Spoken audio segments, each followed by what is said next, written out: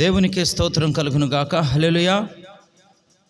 దేవుని నామాన్ని విశ్వాసిస్తున్నా మరి ప్రతి ఒక్కరికి కూడా ప్రభువైన యేసుక్రీస్తు యొక్క నామములో నా యొక్క హృదయపూర్వకమైన వందనాలు తెలియపరుస్తున్నాను. అందరికీ కూడా వందనాలు. మనిషి ఒక శరీరమైన బలహీనమైన వాడు. ఈ శరీర తత్వములో ప్రతి మనిషి కూడా పడిపోవటము, జారిపోవటం అనేది జరుగుతూ ఉంటుంది. ప్రియమైన దేవుని బిడ్డలైనటువంటి వారు ప్రతి ఒక్కరూ కూడా జాగ్రత్తగా గమనించాలి. పడిపోయిన ప్రతి మనిషిని కూడా లేవనెత్తేది దేవుని వాక్యమే. అందుకని వాక్యాన్ని శ్రద్ధగా మరి అందరం కూడా చదవాలి, వినాలి. దేవుని మాటను ఎప్పుడైతే చదువుతామో, దేవుని మాటను ఎప్పుడైతే వింటామో, అప్పుడు దేవుని యందు భయభక్తులు కలిగి ఉండగలుగుతాం. లేకపోతే నీవు లోకంలో పడిపోయిన వాడు పడిపోయినట్లుగానే ఉండిపోతావు. నీవు నిలబడాలంటే దేవుని వాక్యాన్ని చదవాలి, వినాలి. చూడండి, బైబిల్లో హెబ్రీయులకు రాసిన పత్రిక 12వ అధ్యాయంలో 25వ వచనంలో రాయబడిన మాటను మనం చదివినట్లుగా అయితే, మీకు బుద్ధి చెప్పుచున్న వానిని నిరాకరింపకున్నట్లు చూచుకొనుడి. వారు భూమి మీద నుండి బుద్ధి చెప్పిన వానిని నిరాకరించినప్పుడు తప్పిపోకుండా పోయిన ఎడల పరలోకము నుండి బుద్ధి చెప్పుచున్న వానిని విసర్జించుచు మనము తప్పించుకుని పోవుట మరి నిశ్చయము కదా. ఇప్పుడు ఈ వాక్యమును మీరు నిరాకరిస్తే, ఈ మాటలను మీరు నిరాకరిస్తే, రేపు మనకి బుద్ధి చెప్పేవాళ్ళు లేరు. ఇక మనల్ని నిలబెట్టేవాళ్ళు లేరు.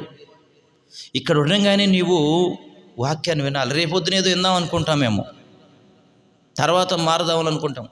అవకాశం లేదు. ఈ భూమి మీద నుంచి నువ్వు వెళ్ళిన తర్వాత నువ్వు వాక్యం వినటానికి లేదు, నువ్వు నీతిమంతుడు అవటానికి లేదు.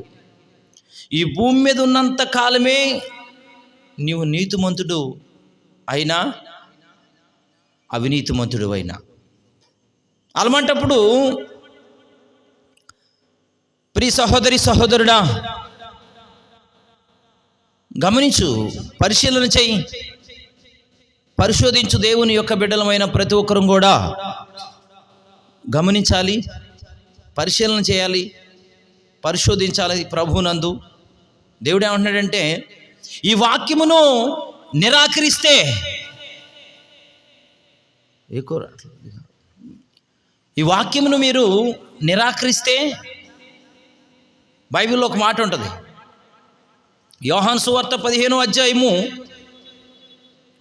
1వ వచనం నుంచి మనం చదివినట్లుగైతే, నేను నిజమైన ద్రాక్షవల్లిని, నా తండ్రి వ్యవసాయకుడు, నాలో ఫలింపున ప్రతి తీగను ఆయన తీసి పారివేయును. ఫలించు ప్రతి తీగను మరి ఎక్కువగా ఫలింప వలెనని దానిలోని పనికిరాని తీగలు తీసివేయును. నేను మీతో చెప్పిన మాటలను బట్టి మరి ఎప్పుడు పవిత్రులై ఉన్నారు. నా యందు నిలిచియుండుడి, నీ యందు నేను నిలిచియుందును. తీగ ద్రాక్షవల్లిలో నిలిచి ఉంటేనే కానీ తనంతట తానే ఎలాగూ ఫలింపదో, అలాగే నా యందు నిలిచి ఉంటేనే కానీ మీరును ఫలింపరు. ద్రాక్షవల్లిని నేను, తీగలు మీరు. ఎవడు నా యందు నిలిచియుండునో, నేను ఎవని యందు నిలిచియుందునో వాడు బహుగా ఫలించును. నాకు వేరుగా ఉండి మీరేమీ చేయలేరు. ఎవడైనాను నా యందు నిలిచి ఉన్నాడని ఎడల వాడు తీగవలే బయట పారవేయబడి ఎండిపోవును. మనుషులు అట్టి వానిని పోగు చేసి అగ్నిలో పారవేతురు, అవి కాలిపోవును. ఎందుకంటే దేవుని మాట ఎవరైతే వినుకోకుండా ఉంటారో, ఆ ద్రాక్ష వాళ్ళు తీగలు ఎలా కోసి బయట పారవేయబడితే అవి ఎలా తర్వాత పోగు చేసి కాల్చి వేస్తారో, మనిషి యొక్క జీవితం కూడా దేవుని యొక్క మాటను వినకపోతే, ఆయన మాటను నిరాకరిస్తే, ఈ బైబిల్ మనం చదువుకోకుండా, వాక్యాన్ని మనం వినుకోకుండా మనం ఉంటే లోకంలో పడిపోయినట్టు వాళ్ళం. ఇక్కడ నేను బాగానే ఉన్నానులే అనుకోవచ్చాము. ప్రియ సహోదరి సహోదరుడ, దేవుని బిడ్డలైన ప్రతి ఒక్కరం కూడా గమనించాలి. ప్రభునందు విశ్వాసిస్తున్న ప్రతి ఒక్కరం కూడా గమనించాలి. శరీరంలో బలహీనత ఉంది, అది ఆశాజీవి. శరీరాశ నేత్రాశ జీవుడము కలిగినది ఈ శరీరము. ఈ శరీరమును నీవు కంట్రోల్ చేసుకోవాలంటే దేవుని వాక్యమును నీవు చదవాలి, వినాలి. దేవుని మాటను నీవు గ్రహించాలి. అప్పుడు నీవు నిలబడగలుగుతావు. లేకపోతే ఆ ద్రాక్ష తీగలు పనికిరానివి ఎలా కోసి పాడేసి బయట పారవేయబడి పోగు చేసి అగ్నిలో కాలుస్తారో, మనిషి జీవితం కూడా అంతే. రేపొద్దున నీవు ఇక్కడ నిలబడకపోతే నువ్వు పడిపోయిన వాడు పడిపోయినట్లుగానే ఉన్నావనుకో, ప్రయోజనం లేదు. నేను ఇక పరలోక రాజ్యానికి నడిపిస్తానికి ఇంకెవరికి అధికారం అనేది ఉండదు. ఈ భూమి మీద దాటి వెళ్ళిపోయిన తర్వాత అధికారం లేదు. అధికారం ఉన్నది అంటే అది ఇక్కడే, భూమి మీద ఉండంగానే దేవుని వాక్యాన్ని నీవు అనుసరిస్తే, లేకపోతే లేదు. హెబ్రీయులు రాసిన పత్రిక 10వ అధ్యాయం 29వ వచనాన్ని మనం చదివినట్లుగైతే, గమనించినట్లుగైతే చూడండి. హెబ్రీయులు రాసిన పత్రిక 10వ అధ్యాయం 29వ వచనాన్ని మనం గమనించినట్లుగైతే, ఇట్లునగా దేవుని కుమారుని పాదములతో తొక్కి తాను పరిశుద్ధపరచుటకు సాధనమైన నిబంధన రక్తమును పవిత్రమైనదిగా ఎంచి కృపను మూలముగాను ఆత్మను తిరస్కరించువాడు ఎంత ఎక్కువైన దండనకు పాత్రుడుగా ఎంచబడునని మీకు తోచును. గమనించండి, దేవుని వాక్యాన్ని పరిశీలన చేయండి, పరిశోధించండి. ఎందుకంటే ఈ వాక్యమును మీరు నిరాకరిస్తే, అంగీకరించుకోకుండా నిరాకరిస్తే మిమ్మల్ని రక్షించే వాళ్ళు ఇక లేరు. ఈ వాక్యముని ఎవరైతే విని దీన్ని సద్వినియోగం చేసుకుందాం, దేవుని మాటను మనం విందాము, దేవుడు మనల్ని రక్షించువాడు, దేవుడు మనల్ని స్వస్థపరచువాడు, దేవుడు మనల్ని పాతాళంలోకి వెళ్ళిపోకుండా కాపాడగలిగిన సమర్థత, శక్తి నజరేయుడైన యేసుకున్నది. అంటే ఈ వాక్యానికి ఉన్నది. వాక్యం ఏం చేస్తుందంటే ప్రతి మనిషిని నిలబెడుతుందే తప్ప పడిపోనీదు. ఈ వాక్యాన్ని వినకపోతే, వాక్యాన్ని బట్టి నడవకపోతే నువ్వు పడిపోయిన వాడు. వాక్యాన్ని చదివి వాక్యాన్ని బట్టి నడిస్తే నువ్వు నిలబడినవాడు. నీకు ఆత్మరక్షణ కలుగుతుంది. ప్రియ సహోదరి సహోదరుడా, వింటున్న ప్రతి ఒక్క దేవుని బిడ్డలందరం కూడా బైబిల్ ఏం చెబుతుందో మనకన్నది. గలతీయులు 6వ అధ్యాయంలో 7-8 వచనాలు మనం చదివినట్లుగైతే, మోసపోకుడి ఏమంటుంది? గలతీయులు రాసిన పత్రిక 6వ అధ్యాయం 7-8 వచనాలు మనం చదివినట్లుగైతే, మోసపోకుడి, దేవుడు విక్రింపబడడు, మనుషుడు ఏమి విత్తునో ఆ పంటనే కొయ్యును. ఏదైతే మనం విత్తుతామో దాన్నే కోస్తాం. ఇప్పుడు ఒక దుష్టుడు ఉంటాడు, వాడు చెడునే విత్తుతాడు. మనమేమో మంచిని విత్తుతాం, మంచినే కోస్తాం. మనతో ఒకడుంటాడు, సావాసం చేసేవాడు ఒకడు ఉంటాడు. వాడి మాటలు ఎలా ఉంటాయి అంటే, తేనె కంటే తీపుగా, నూనె కంటే నునుపుగా ఉంటాయి వాడి మాటలు. చూస్తుంటే వాడి మాటలు చాలా చక్కగా ఉంటాయి. కానీ వారి హృదయంలో ఏముంటుందంటే కుళ్ళు ఉంటుంది. ఆ కుళ్ళు లోపల ద్వేషం ఉంటుంది లోపల. ఎందుకంటే దుష్టుడు సంబంధి వాడు శత్రువు అండి. నువ్వు తనకి మంచి చేయాలని ఎంతో ప్రేరేపించి నువ్వు మంచి చేయాలి, అతను మారాలని, అతను మారు మనసు పొందాలని, అతను రక్షణ పొందాలని తన కొరకు నువ్వు ప్రయాసపడి తన కొరకు ప్రార్థన చేస్తూ ఈ వాక్యాన్ని చెబుతుంటే, ఆ శత్రువుడు ఏం చేస్తూ ఉంటాడంటే నీకు చెడు అనే విత్తనాలు వేస్తూనే ఉంటాడు. కానీ తన భవిష్యత్తులో అదే విత్తనాలు, ఇప్పుడు ఏ విత్తనాలు అయితే విత్తుతారో ఆ విత్తనాలే కోస్తారు అంటుంది గలతీయులకు రాసిన పత్రిక. ఆ దుష్టుడు చెడును విత్తితే చెడునే కోస్తాడు, కానీ నువ్వు పట్టించుకోవద్దు. అతను చేసాడని నువ్వు చేయొద్దు. ప్రభునందు విశ్వాసం కలిగిన దేవుని బిడ్డలు మనం ఎలా ఉండాలన్నదే. ఎలా అనగా తన శరీరచనను బట్టి విత్తువాడు తన శరీరము నుండి క్షయమును పంట కోయును, ఆత్మను బట్టి విత్తువాడు ఆత్మ నుండి నిత్య జీవమును పంట కోయును. నువ్వు మంచినే విత్తు. దేవుని నమ్మిన బిడ్డ, నువ్వు మంచినే విత్తు, ఆత్మనే ఫలమునే విత్తు. నువ్వు ఆత్మానుసారమైన పంటనే కోయగలుగుతావు. వాడు శరీరం అనే విత్తనాలను విత్తుతూ ఉంటాడు. దుష్టుడు సంబంధి శరీరమైన విత్తనాలను, క్షయమైనవి విత్తనాలను విత్తేవాడు వాటినే కోస్తాడు. నువ్వు దేవుని యొక్క ఆత్మానుసారమైన విత్తనాలను నువ్వు విత్తు, ఆత్మానుసారమైన పంటనే నువ్వు కోయగలుగుతావు. ఆత్మానుసారమైన పంటను కోయగలిగిన వాడే దేవుని బిడ్డ. అంటే లేవనెత్తిన వాడు, దేవుని కృపను బట్టి, దేవుని వాక్యమును బట్టి లేచిన వాడు, దేవుని పంటని మంచి విత్తనములను చల్లినవాడు.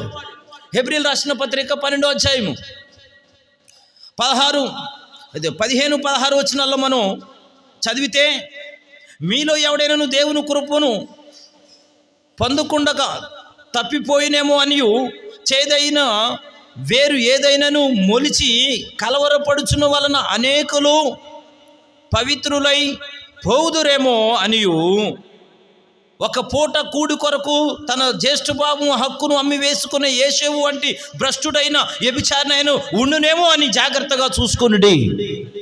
ఎందుకంటే శరీర బలహీనత ఇది. చూడండి, తన జ్యేష్ఠ యేషేవు అంట ఒక్క పూట కూటి కొరకు తన జ్యేష్ఠ భాగాన్ని అమ్మేసుకున్నాడు.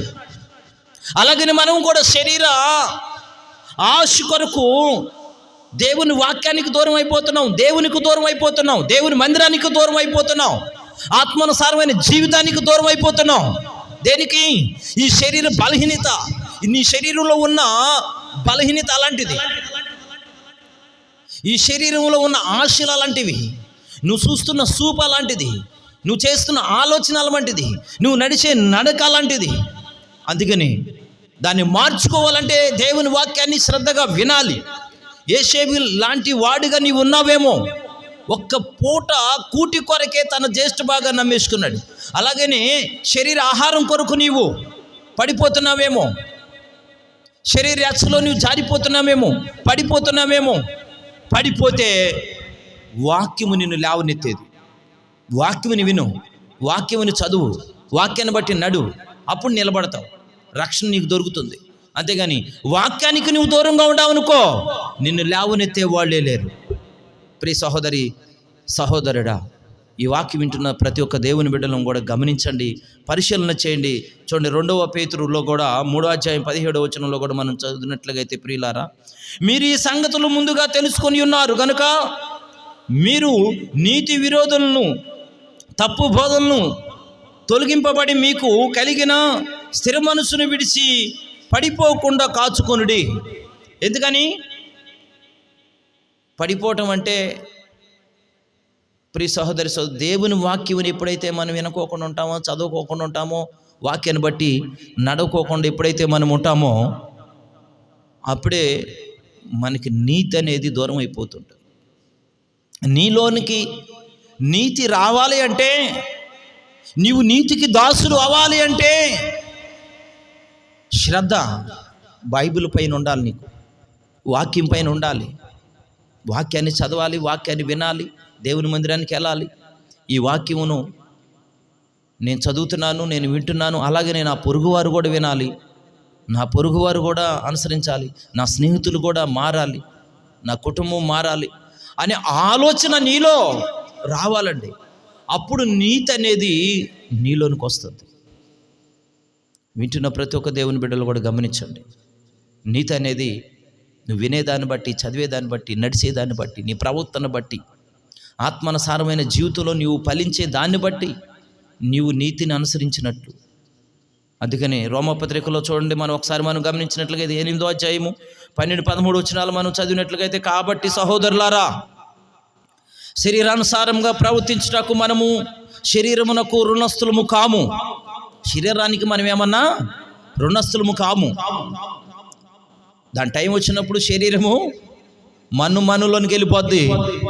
ఈ ఆత్మ దయచేసిన వారి దగ్గరికి ఆత్మ వెళ్ళిపోతుంది. గమనించి మనమేమన్నా ఈ మట్టికి రుణస్థులమేమి కాము.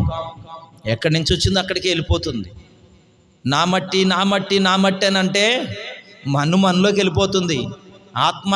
ఎందుకంటే ఈ ఆత్మ ఏమి ఇక్కడి నుంచి తీసుకెళ్ళదు, మనునేమి తీసుకెళ్ళదు. రుణస్థులు అవటానికి మనం రుణస్థులు అవుతామా? ఈ భూమి మీద నుంచి ఏమీ తీసుకెళ్ళమన్నమాట. ఎందుకని? వచ్చేటప్పుడు ఎక్కడి నుంచి ఏమీ తీసుకురాలేదు కాబట్టి, వచ్చేటప్పుడు ఏమీ ఇక్కడికి ఏమీ మనం తీసుకురాలేదు కాబట్టి ఇక్కడి నుంచి ఏమీ తీసుకెళ్ళలేము. అందుకని మనము ఇక్కడ కూడా రుణస్థులు అమ్మం. ఎందుకని? ఇక్కడి నుంచి తీసుకెళ్ళడానికి అవకాశం, ఆత్మ ఏమీ తీసుకెళ్ళలేదు ఇక్కడి నుంచి. అందుకని మొదట తిమోతిలో అంటాడు, ఆ లోకం నుంచి మనం ఇక్కడికి ఏమీ తీసుకురాలేదు, మరలా మనం వెళ్ళేటప్పుడు ఆ లోకానికి ఏమీ తీసుకెళ్ళలేము. కాబట్టి మనం జాగ్రత్తగా ఉండాలి. ప్రభునందు విశ్వాసం కలిగిన ప్రతి ఒక్క దేవుని బిడ్డలము కూడా మనము ఈ శరీరానికి ఏమి రుణస్థులమేమి కాము. మీరు శరీరానుసారంగా ప్రవర్తించిన ఎడల సావలసిన వారై ఇందురు గాని ఆత్మచేత శరీర క్రియలను చంపిన ఎడల జీవించెదరు. అంటే శరీరాశులు, నేత్రాశులు, చీవుడమ్మను మీరు చంపేసిన ఎడల, శరీరాశులో చనిపోవాలంట. మనిషి చనిపోవాలి. శరీరానికి మీరు రుణస్థులు అవ్వద్దు, చనిపోండి. ఆ ఆశలో చనిపోవాలి. శరీరం సామాన్యమైనది కాదు, దాని విషయంలో చనిపోవాలి. మనం ఏది చూస్తున్నా, ఏది వింటున్నా, ఏమి చేస్తున్నాం అనేది జాగ్రత్తగా ఈ బైబిల్ని బట్టి, ఈ బైబిల్లో వాక్యమును బట్టి గమనించి పరిశీలన చేసి పరిశోధించి ఈ శరీర తత్వంలో, శరీర ఆశలో, నేత్రాశలో చనిపోవాలి. మనం ఆత్మానుసారమైన జీవితంలో, దేవుని యొక్క సత్యంలో, దేవుని యొక్క నీతిలో మనము జీవింపజేయాలి. దాన్ని బట్టే ప్రతి మనిషి పరలోకానికి నడవగలుగుతాడు. గమనించిన ప్రతి ఒక్క దేవుని బిడ్డలం కూడా గమనించినట్లుగా అయితేనే ప్రతి మనిషి కూడా. ఎందుకంటే హెబ్రీయులు 4:11 మనం గమనించినట్లుగా అయితే, 11 గమనించినట్లుగా అయితే, కాబట్టి అవిధేయతల వలన వారు పడిపోకున్నట్లుగా మనలో ఎవడునూ పడిపోకుండా ఆ విశ్రాంతిలో ప్రవేశించుటకు జాగ్రత్త పడుదుము. దేవుని సత్యాన్ని పట్టుకుందాం దేవుని మందిరానికి వెళ్ళి. మీరు ఎందుకంటే ప్రతి ఒక్క దేవుని బిడ్డలు కూడా దేవుని మందిరంలోనికి వెళ్ళాలి, వాక్యాన్ని చదవాలి, వాక్యాన్ని వినాలి, వాక్యాన్ని బట్టి మనము నడుచుకునే వారమై ఉండాలి. అంతేగాని మందిరానికి వెళ్ళాలంటే, బైబిల్ పుచ్చుకుని వెళ్ళాలంటే చాలామంది ఒక రకంగా, ఆ ఫ్రెండ్స్ ఏమనుకుంటారు, వీళ్ళు ఏమనుకుంటారు, వాళ్ళే. దేవుని నమ్ముకున్న బిడ్డవు నువ్వు సిగ్గుపడివాడు అయి ఉండకూడదు. నువ్వు ఈ భూలోకంలో బైబిల్ పుచ్చుకోవాలన్నా, బైబిల్ని చెప్పాలన్నా, బైబిల్ని చదవాలన్నా, దేవుని మందిరానికి వెళ్ళాలన్నా, నువ్వు ఇక్కడ సిగ్గుపడితే రేపోతున్నా ఆయన అక్కడ సిగ్గుపడతాడు నీ గురించి. అందుకని గమనించు ప్రియ సహోదరి, సహోదరుడు, దేవుని బిడ్డలమైన ప్రతి ఒక్కరూ కూడా సిగ్గుపడకూడదు. దేవుని మందిరానికి సంతోషంగా, ఆనందంగా, ఇంకా నీ తోటి వారిని కూడా పిలుస్తూ, ఇదిగో దేవుని మందిరానికి వెళ్తున్నాను, బైబిల్ తీసుకుని మీరు కూడా రండి అని బోరం మోగిస్తూ వెళ్ళాలి. బోరం మోగిస్తూ వెళ్దాం, రండి. పనులు ఎప్పుడు మనతోనే ఉంటాయి. ఏమంటే పనులు ఎక్కడ బావు, పనులు ముగించుకుని వెళ్దాం రండి దేవుని మందిరానికని నీవు ప్రతి మనిషి కూడా తెలియపరుస్తూ వెళ్ళాలి. హెబ్రీయులు రాసిన పత్రిక 3:12 మనం చదివినట్లుగైతే, సహోదరులారా, జీవము గల దేవుణ్ణి విడిచి పోవునటి విశ్వాసము లేని దుష్ట హృదయం మీలో ఎవని యందైనను ఒకవేళ ఉండునేమో అని జాగ్రత్తగా చూసుకునండి. ఎప్పటికప్పుడే ఫిల్టర్ చేయబడాలి. వాక్యాన్ని బట్టి ఫిల్టర్ చేసుకోవాలి, జాగ్రత్త పడాలి. మనం ఎక్కడ జారిపోతున్నాం అనేది మనకు ఎలా తెలిసింది? దేవుని మందిరానికి వెళ్తే అక్కడ వచ్చే వాక్యాన్ని బట్టి మనకు తెలుస్తుంది ఆ రోజున. ఎందుకంటే ఆ వాక్యాన్ని నువ్వు శ్రద్ధగా వింటే, అమ్మో నేను దీనిలో జారిపోయాను, పాపంలో జారిపోయాను, వ్యభిచారంలో జారిపోయాను, ధనాపేక్షలో జారిపోయాను, అమ్మో నిజంగానే నిన్న చెప్పుడు మాటలు వాళ్ళకి చెప్పాను. నిజమే, ఆ చెప్పుడు మాటలు మనం చెప్పకూడదు. ఇక్కడ మాట అక్కడ మాట, ఇక్కడ తప్పుడు మాటలు మనం చెప్పకూడదు, కొండలు మనం పెట్టకూడదు. ఎందుకంటే నువ్వు దేవుని మందిరానికి వెళ్ళినప్పుడు ఆ వాక్యం అనేది నువ్వు శ్రద్ధగా వింటే తెలుస్తుంది. నువ్వు జాగ్రత్త చేసుకోగలుగుతావు, నీ ఆత్మని రక్షించుకోగలుగుతావు. అందుకనే జాగ్రత్తగా ప్రభునందు విశ్వాసం కలిగిన ప్రతి ఒక్క దేవుని బిడ్డలు కూడా గల్తీలు రాసిన పత్రిక 5వ అధ్యాయం 4వ వచనంలో మీలో ధర్మశాస్త్రం వలన నీతిమంతులని తీర్చబడు వారెవరో వారు క్రీస్తులో నుండి బొత్తిగా వేరుపరచబడి ఉన్నారు. ఎందుకంటే కృపలో నుండి తొలగిపోయి ఉన్నారు. తీర్చబడకపోయామనుకోండి, ఈ వాక్యాన్ని బట్టి మనం ఫిల్టర్ అయిపోయాం అనుకోండి, ఈ వాక్యాన్ని బట్టి మనము రక్షింపబడకపోయాం అనుకోండి, వాక్యాన్ని చదవపోయాం అనుకోండి, వాక్యాన్ని వినకపోయాం అనుకోండి, దేవుని సేవకుడి మాట వినకపోయాం అనుకోండి, దేవుని మందిరానికి వెళ్ళకపోయావు అనుకో, నువ్వు నీతి మందిరాన్ని ఎలా తీర్చబడతావు? పరలోకానికి ఎలా చేర్చబడతావు? నీ ఆత్మ ఫలములు ఎలా ఫలించగలుగుతాయి అనేది నీవు గమనించు. ప్రియ సహోదరి సహోదరుడా, వింటున్న ప్రతి ఒక్క దేవుని బిడ్డలను కూడా గమనించాలి. 1 తీమోతి 4వ అధ్యాయము మనం మొదటి వచనం నుంచి మనం చదివినట్లుగా అయితే కడవరి దినములలో కొందరు అబద్ధికుల వేషధారణ వలన మోసపరచు ఆత్మల యందు దయ్యముల బోధ యందును లక్ష్యముంచి విశ్వాస భ్రష్టులవుదురని ఆత్మ తేటగా చూపుచున్నది. ఎందుకంటే మనము కడవరి దినములలో ఉన్నాము. ఎవరు మాట్లాడుతున్నామో, మనం ఏమి చూస్తున్నామో, ఏమి చేస్తున్నామో మనకు తెలీదు. వాక్యాన్ని చదివితేనే, వాక్యం వింటేనే, దేవుని మాటను వింటేనే మనం పడిపోయి ఉన్నది ఆ విషయము మనకు తెలుస్తుంది. గమనిస్తున్న దేవుని బిడ్డలైనట్టు వాళ్ళు మీ రాత్రికాల సమయంలో ప్రతి ఒక్కరు కూడా గమనించండి, పరిశీలన చేయండి, పరిశోధించండి. మనం జారిపోయి పడిపోయి ఉన్నాము అన్నది ఆ విషయము తెలియపరిచేదే బైబిల్ గ్రంథము. బైబిల్ని చదవండి, బైబిల్ని చేతపట్టుకుని దేవుని మందిరానికి వెళ్ళండి, దేవుని వాక్యాన్ని వినండి. విన్న వాక్యాన్ని అందరికీ అనేకులకు అందించే ప్రయత్నాన్ని ప్రతి ఒక్కరూ చేయగలిగితే ఆత్మ మేలులు, ఆయన యొక్క ఆశీర్వాదం, దీవెన ప్రతి ఒక్కరు కూడా పొందుకుంటారని ఈ వాక్యం మీకు నేను చెప్పి ముగిస్తున్న. దేవుడు కొద్ది మాటలు మన కొరకు ఆశించి దీవించును గాక. ఆమేన్. అందరికీ ప్రభునందు వందనాలు.